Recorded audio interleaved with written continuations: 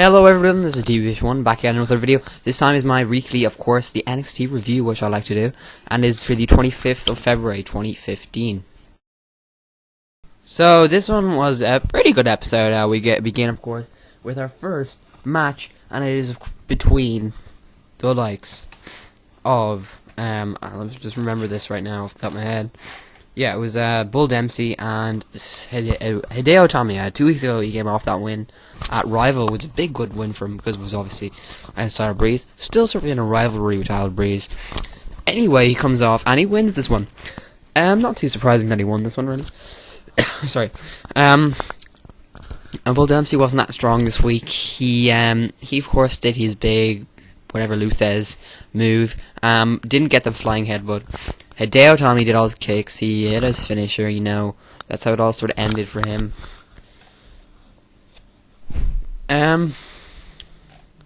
Yeah. Wow, what else can you say? Pretty impressive on Hideo Itami's part. I don't really like Bull Dempsey as a wrestler, if I can say myself. Not a biggest of fans of him. Sorry, Bull Dempsey. But again, you gotta respect, he's pretty good. He's a pretty good charismatic person. And Hideo Itami just doesn't have the charisma that he does have. But going forward, Hideo Itami he's on his second win on the streak. So I don't think they'll be totally dropping his character or his persona. I mean, he's the guy who brought Finn Balor in, and Finn Balor is getting the spotlight. Hideo Itami, on the other hand, is sort of a workhorse. And he's great in the ring, so he's going to have good matches with pretty much everyone. Not say Finn Balor wouldn't, but the fact that he's not getting put in the same spotlight means NXT are using him from different purposes. And I think this could be to his advantage. If he stays and keeps up what he's doing here in NXT, he could get a title opportunity. Maybe he could put in a tag team. I don't know if that will happen, but you know, the future for him is looking alright so far. And it could be more brighter than it has been. Right. That was our first match. No surprise there. Our second match is... Oh yeah, Tyler Breeze, of course, comes out with a selfie stick, attacks Hideo Itami. Hideo Itami comes back with a bit of offense, and we're basically set up for another match there, really. I actually love Tyler Breeze's character. If I've not said it before, I'm pretty sure I have said this before, but he's just a great guy. The character is unbelievable, and geez, it's just amazing, man. You can't fault the way he brings himself out. His promos are brilliant. Backstage, in-ring work. His mic skills are great. So he's one of my favourite wrestlers in the moment. In NXT, to be honest. I prefer him over Hideo Itami, even. And, yeah. I love him. So, give him freaking NXT opportunity, please. Championship. Hopefully it'll be coming this year. I mean, this guy's had lots of opportunities before, but he's never made it that big time NXT championship jump. And I think he can handle it great as a heel champion. I mean, how amazing would that be to have a heel champion? We sort of had that with Adrian Neville, but he was sort of in between. Other champions we've had really, I think, just marks the man of a champion, in my opinion. Maybe switch up the gimmick a bit. But for me, I feel like that would be just a great spot for him, and he would fill the role perfectly of a heel champion, as I just said. Right. Yeah. Okay, so we had a little recap of last week. Obviously, we had Rhino win against some random person I'm not sure of. We had the entrance of Solomon Crow, who attacked and made some mic skills. You know, he's still hacking into the NXT. Still got the covering of that. And then, you know, this week in our main event NXT, this week, Finn Balor will be facing the Brian Kendrick, a guy that I do not know much about. Right, he's sort of like I don't even know how to explain him. A loose sort of cannon, but he seems kind of in between being a normal, boring heel and a loose cannon sort of face. Don't get me wrong there. I don't really get this. I don't get why this guy would be such a big deal. I guess he was in WWE a pretty big while ago. I mean, like 5 years ago, I've heard of his name, the Brian Kendrick. He's very pompous and into himself. I mean, I guess he's gonna probably sort of be like Tyler Breeze. I mean, I don't think there is a role for him really in the NXT at the moment. I think it was sort of a pointless entrance to bring him in. I don't think that it was a great match. I'll talk about it later, though. But anyway, he was against Finn Balor. As far as his in-ring skills, I'll go and talk about that later on. But my first impressions were that he was quite a individual, and he was going to go his own way, do his own thing, and try to develop his own sort of individual. You can sort of remember him as by his character, but again, not a big fan of him from first impressions. Right, second match was a tag team match between Jason Jordan, Ty Dillinger, and, as I called them, the Jobbers, the Super Jobbers, versus the Lucha Dragons. A pretty good match in my opinion. It was very entertaining, of course. The Lucha Dragons, one of the most entertaining tag teams of all time. Kalisto and Sin Cara work perfectly together, and the amount of special moves coming out here, and the way their tag team, they really just they really take advantage of their size and their tag team double moves here, and definitely it pays off because there's a load of senton rollings, and the way it finished was great. Right, Ty Dillinger and Jason Jordan. Basically, what's happened between those guys is Ty Dillinger is trying to take the spotlight. He was obviously in most of this match, but what ended up happening was Jason Jordan walked out when he refused to tag first time. He was going to go and tag Jason Jordan the second time. Jason Jordan leaves. We see something developing here between the two, and I guess they're breaking up. A bit of character is finally developed between these two, and we really haven't seen anything at all from Jason Jordan or Ty Dillinger in any promos or anything really, other than, I don't know, if they've won the odd time. But look what's happening. These guys that I didn't really expect anything to come out of have actually done something for once. I mean, it's not a major thing, breaking up a tag team. The way they handle this will be important going into the future of NXTs. But really, it's great to see something happen. And I think they broke really good in the ring, I think. I mean, this match was pretty good, yeah. And it just depends on how they bring it forward here in the breaking up the tag team. Right, okay. What do we get after this? Oh yeah, we probably got Solomon Crow's little thingy-diggy, where he does the...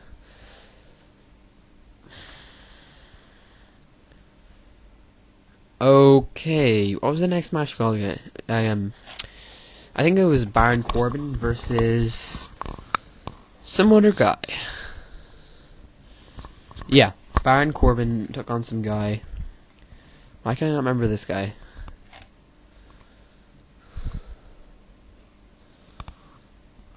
Anyway, he ends it really, really quickly. And, yeah, very quickly. Another quick win for Baron Corbin. I mean, it's getting a bit old here, just him winning every single match really, really quickly. Obviously, he's probably on about... Now that I remember, this is like his 7th win or something in a row on his winning streak here in WWE NXT. And it's good that he's on a winning streak, and I think he'll still go on. But maybe this is just still getting a bit old for the crowd. They see it all the time. Maybe mix it up a bit with the finishers. End of Days, it's a great finisher in my opinion. But he can like mix it up a little bit. Maybe like I don't know, off the top rope or something. I have no idea, but you know, I still love Baron Corbin in the ring, and I love the way he's on his winning streak. Yeah, we saw Solomon Crow do another little hack in one of the entrances, and I think it was the last match, the tag team match, and he just basically said something about, I don't know.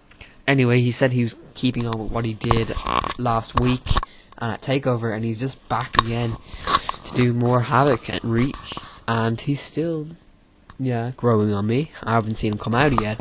He's very individual, like a lot of the guys in NXT, so we sort of have to see how he develops. Solomon Crow, not a big fan of his in-ring work. I mean, what I've seen, he just beat up some guy. He wasn't very memorable. But but you really remember his promos, and that's a good thing. And a very individual look again. I mean, the spray tan, everything about him. He's quite short. Sort of reminds me of Enzo Amore, but not really. But you know what I mean.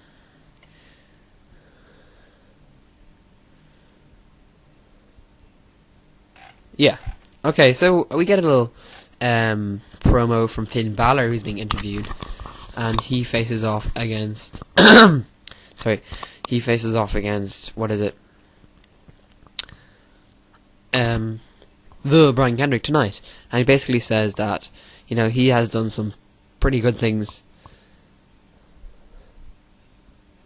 Yeah, in his career, he's been a tag team champion. I mean, it wasn't that special at all. But Finn Balor really is up for the challenge, and he has to respect the other opponent. And this is sort of a very respectful tone for Finn Balor. I'll get to that in a minute, but anyway. We got 2 more interviews. We got a Rhino interview, who says that, he's going out there doing everything. It was a really good interview, I think. And he's come back, and he looks at himself in the mirror, and he's still as good as ever. Rhino, great, charismatic guy. I mean, he's just sort of a legend in the WWE. He's got the gore finisher, which is the spear, and it's really entertaining. And a very unique, sort of something we haven't really seen in NXT yet. This guy could have a domination streak like the likes of Baron Corbin, and maybe they could face off. I mean, unique. Baron Corbin's quite tall, quite lanky, and then we got smaller, big, muscly Rhino. Be unique. Or Rhino versus Bull Dempsey. They're quite stiff, same in size, but again, Rhino was just built like muscly machine. Another interview was, of course, Jason Jordan, who was interviewed, and he didn't really give us much information on why he was splitting up with Ty Dillinger. We're gonna have to figure out what direction to bring that split up in. I mean, at the moment there are quite a few split ups going on in the breakups going on in the NXT. We've got Becky Lynch, Sasha Banks, this one, and there's just a few friendships that have gone down the drain. We've seen, just to the side of the NXT Championship, Sami Zayn and of course, what's his name?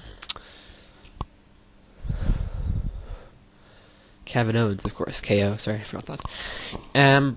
Yeah, speaking of Kevin Owens, he was on a bit of the commentator, and we'll get to that in a minute. Right, our main event, we had a Divas match, and it was Becky Lynch versus Bayley. Who came out on top? It was Becky Lynch. Surprisingly, she got a submission in there, and she finished off. I really enjoyed this match. I thought it was really good. It was quite short, but Becky Lynch's character is growing on me. She's very good in ring work, and I love her music, and works well with Bayley. And she had a great match, and this just shows a lot of potential in her. That maybe you wouldn't have seen her in her Fatal 4-Way. She did actually perform pretty well, but of course, this is just a pretty good example of her in-ring work, and really a great women's wrestler at the moment in NXT. Going into the future, we're going to have the Charlotte versus Sasha Banks rematch for the NXT Championship next week on NXT Live here. A great match to look forward to. What I think of that one is that I think that coming out of that, Sasha Banks will win inevitably. Charlotte is a one-time NXT Women's Champion, and she wants that rematch. But again, Sasha Banks is going to find some way out there of getting on top, whether it be her superior in-ring skills. And it was Charlotte, I think, is a superior in-ring skills there, really. But for me, Sasha Banks is going to be pushed to the roof because she's got a lot of audience support, and it feels right for her to be in that position.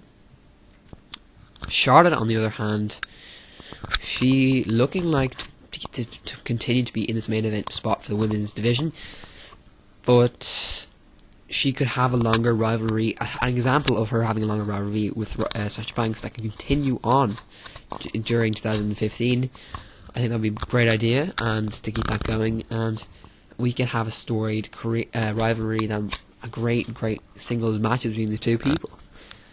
So I don't see why we can extend the rivalry there. I don't see why NXT couldn't do that, but we'll see how that goes. Right. I guess we're gonna go to the main event now. Yeah, Finn Balor versus the Brian Kendrick. Right. I talked about this one before. The skills in the ring were pretty good. I don't really like Brian Kendrick's in-ring skills, to be honest. It was alright, but, the character came out here. He just seemed kind of pompous, into himself, and Finn Balor was a respectful, awesome wrestler that he is. A mystique, and, yeah, he kind of dominated here. Brian Kendrick still had his offense. He put some pretty good moves, most notably the Tiger Suplex. But it seemed like Finn Balor was holding back a little. We heard Kevin Owens in commentary saying that, he was watching on the number one contender, which was Finn Balor. Is Finn Balor at the moment currently. I mean, we still haven't seen him set up his match yet, which I thought we'd get this week on NXT, like a setup of that match, like a date or something, but we still haven't got that yet. But anyway, Kevin Owens was just saying how Finn Balor was maybe holding him back a little, and that could come into Finn Balor maybe releasing a bit of anger and having another great matches, and he always does have good main event matches. So this one's good. This added just to his win streak. I'm pretty sure he's on like 7 wins right now, or 6 currently. Ever since he came into NXT, he's been on a winning streak, and this sort of intimidates Kevin Owens, who's also on a winning streak and also recently came in. So this is very interesting. It's not like Sami Zayn, who's been here for a while in NXT. It's 2 pretty newcomers who've only come in late 2014 again, and the Brian Kendrick, I don't know how long he's going to be in NXT. I don't think it's going to be too long, man, to be honest. He's like a bad version, in my opinion, of Tyler Breeze. He loses, of course, to Finn Balor. After this match, we see Kevin Owens get offended by something that was said by, basically Alex Riley, and he sort of gets involved with that. He attacks one of the commentators, knocks him off. Alex Riley. Finn Balor watches on. I think it was a great moment, one of the most memorable moments of the night. It basically showed Kevin Owens a disrespect, basically. He says he doesn't respect his basically blatant attack and hypocrisy of what he's doing, and attacking one of the commentators, saying he's respectful to people, really not showing any of his respect, but just being a complete badass here. And Finn Balor watches on, not really getting involved, and being that silent, deadly type of guy. And I think Kevin Owens really sees Finn Balor as a threat going into that number one contender, that match there. You don't really know how it's going to go. I mean, you haven't seen these guys too much in ring. I've only seen them come in 2014. Again, as I said, late 2014, and here they are 2015. It's really an unpredictable matchup, and so much can happen. Is it going to be a normal match? Probably. I mean, if it's Extreme Rules, a lot would happen, and it'd be crazy stuff. Or whatever rules is going into this match, or we can have an interference. That could be a great possibility. Maybe Sami Zayn will come in, some other wrestler who's intertwined in the story. But another sort of storyline I would like to see extended, again with other stuff that I've talked about. So yeah, guys, that's been my NXT review for the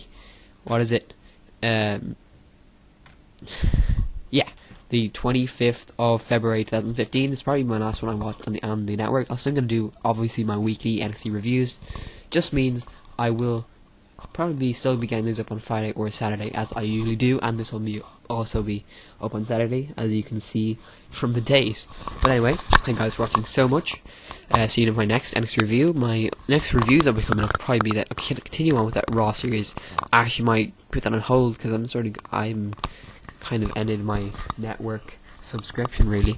But my next review in the classic retro series will be the Royal Rumble 1993 review.